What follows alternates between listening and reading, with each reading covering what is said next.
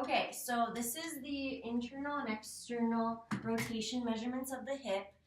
We've already marked Corey's thigh right here by bisecting, marking at 3 different points along her thigh up to her greater trochanter and then drawing the line here. So this just helps to kind of see where the middle of the thigh is for measuring internal and external rotation. And then if she's off the table a little bit, it makes it easier to line up the goni with her leg, with her knee giving the goni a little bit of space. And then you can externally rotate and internally rotate the thigh to find the angle.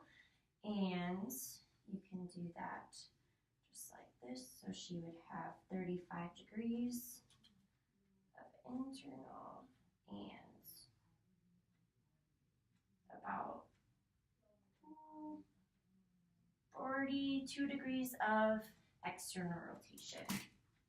So then for the thigh foot angle, again, we have measured the bisection of her thigh here, and then the bisection of her foot by taking the bisection of her calcaneus and drawing a line up through in between the second and third metatarsals. I'm going to lower the table down just a little bit so that I can get a superior view of this.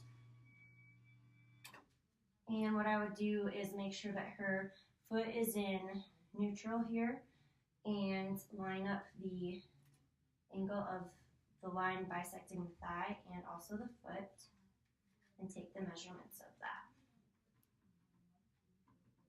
to see the angle of torsion that she has. And then for riders and Craig's, this test is going to again use the bisection of the thigh here, and you will palpate the greater trochanter, and your fingers will kind of be on either side of this line so that it kind of helps you find the greater trochanter, and you're going to externally rotate and internally rotate her leg until the greater trochanter is kind of popping up in your fingers here.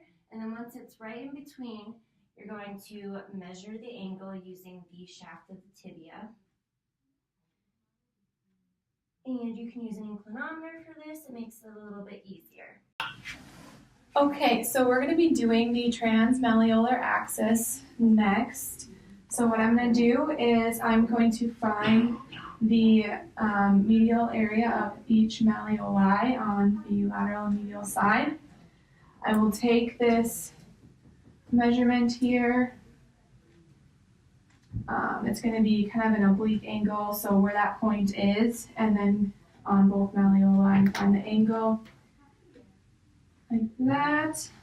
And then the next part is to use this measuring tape and go from the point on the malleoli down to the table and get a measurement on both sides. And then with these measurements, we are going to determine if the patient has any tibial torsion. For the next test, we're going to do the popliteal angle. I'll have the patient lay on their back, move the stuff out of the way. Okay, so for this one, I'm going to be,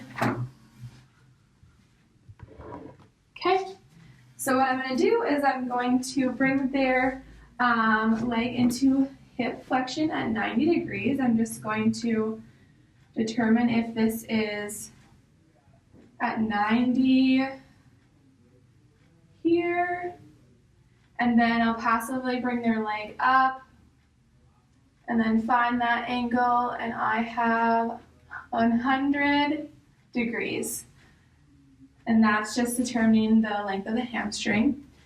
For the last one, we're going to measure for scoliosis using this angle finder.